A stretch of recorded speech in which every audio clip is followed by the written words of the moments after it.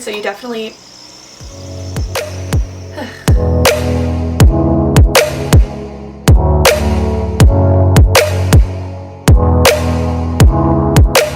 Lauren, and today I'm going to be doing another advice video for back to school, but this time I'm doing your highly requested high school advice video.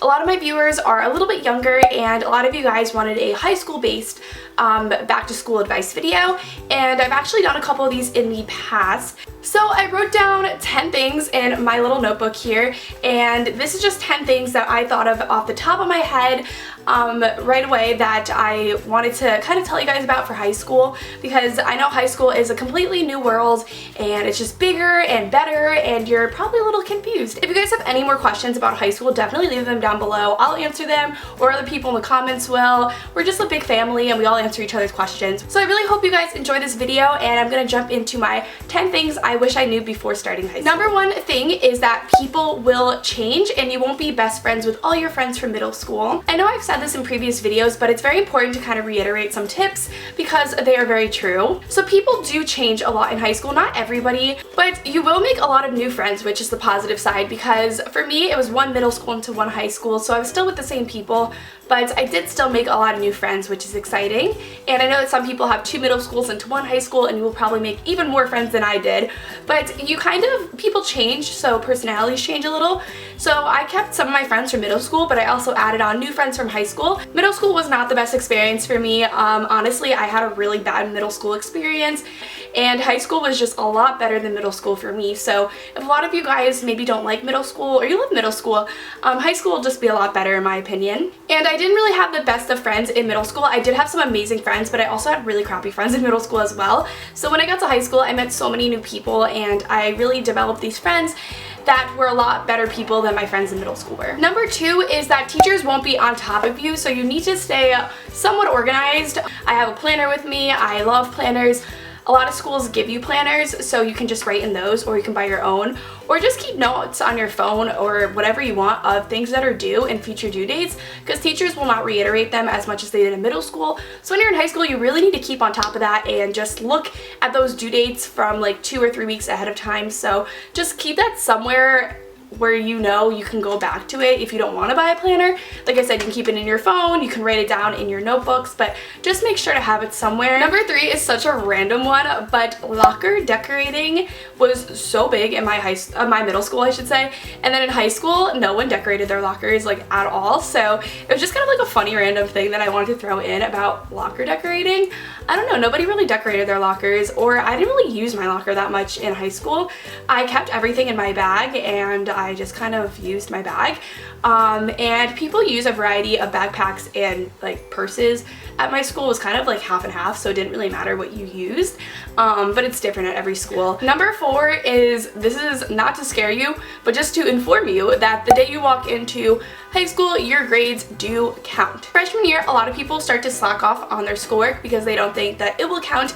But your transcript, which is your whole entire high school history from freshman to senior year that colleges look at and so, they see every single year. So freshman year does count, and try your best. Don't slack off freshman year. So just do your work and stuff. You don't have to stress about it, but just do your work. Number five is to invest time in either sports or some type of activity or club that you're very passionate about. I know that not all people are sports people. I did not play any sports in high school. I'm not really that big into sports in the first place, so I didn't play any sports. But if you have any clubs or activities that you're very interested in, definitely give them a shot. High school has so many different things that you could be a part of, and I think it's really good to invest yourself into one club, maybe try to get a leadership position in it of some sorts when you're older. But just find that one club and activity that you look forward to, because if you look forward to that, it's just a lot better in high school. It has some more meaning and more purpose to it. So like I said, definitely look at all the clubs that are offered at your school. I know freshman year they usually give you a list, or you can go to a club fair. Number six is to stay after school if you need extra time or extra help with something. I did this a lot. If I needed help with something, if I was confused, if I needed extra time for stuff, I definitely stayed after school. Teachers usually will tell you when they can stay after school, so definitely take advantage of that, especially for math. I had such a hard time with math. If you're after school a couple times and your teacher sees that, it shows that you're putting a lot of effort into the class, and sometimes it could boost your grade up a little. Number 7 for me is to go to dances, to go to school sporting events, things like that. I remember my freshman year, I did not go to my dance because I was so scared of everybody. Like I said before, I thought that the older kids were scary, but again, they're not scary. Honestly, they could care less about you, which sounds awful, but at the same time that's awesome because they can really care less about you, so they won't bother you. So I didn't even go to my dances freshman year, which I wish I did, but I ended up going to them all my rest of my years. I went to prom, banquet, homecomings, things like that, and I started getting into sporting event stuff like more like junior, senior year. Number 8 is an important one. I think it's to equally balance your social life, your grades, your sleep schedule. Those are 3 things that can be very difficult, but if you start knowing how to balance them better your freshman year, you'll have such an easy experience. So I found, you know, that if I do my work during the week, get it all done, then I can hang out with my friends on the weekends. You don't want to consume yourself with one of those 3 things. You don't want to be sleeping all the time, you don't want to be doing schoolwork 24/7, and you also don't want to be just not doing your schoolwork and hanging out with people all the time. So when I got home from school, I would have a snack, I would do I'd be like watch YouTube videos for like an hour, and then I would start my homework. I would do that. I would try to get my homework done for like the days ahead of time, so then when I got to the weekend I didn't really have that much that I needed to do. Number 9 has to do with peer pressure, and honestly I have said this in other videos, but again I want to reiterate because I think it's very important, and it's that the people you surround yourself with are the people that you end up becoming. You want to surround yourself with people who have good intentions, good morals, people who you feel comfortable around, and the things that they do make you feel comfortable, not things that you don't want to do. You know, it took me a couple times. You don't always become friends with the first people you meet. And obviously it takes a couple times. I didn't get my friends right the first time. Some friends groups you'll be part of, and then you'll figure out that you're not like them. Number 10 is the last one that I always make my last tip in my videos because I think it's very important, and it was high school is only 4 years of your life. It's not the end all be all, the end of the world.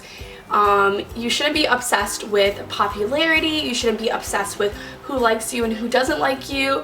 I know that's very consuming in high school. It is, trust me, and people can get very caught up in that. And honestly, when you graduate high school, I know that you're a freshman now or a sophomore or whatever grade you're in, and it doesn't seem like this now because you're in high school, but once you're out of high school you realize how irrelevant all that stuff really is. So finding that good group of friends that you like, that makes you happy, will make your experience so much better, not just getting caught up in popularity with other people. You will find a group of friends that fit you perfectly, that make you very happy, and it'll make your experience so much better for yourself. So don't get caught up in popularity, like I said, because it's only 4 years of your life, and that 4 years is very, very quick. It goes by so quickly. So at the end of it, you'll be like, oh my god, if you had really crappy friends that you didn't really like, then you'll be like, why did I waste all my time on spending it with people I didn't like? So anyways guys, that was the end of my high school advice video. I really hoped you guys enjoyed. Thank you so much for watching. If you have any other questions, leave them down below and I'll answer them, or other people will. Anyways guys, I'll see you all in my next video.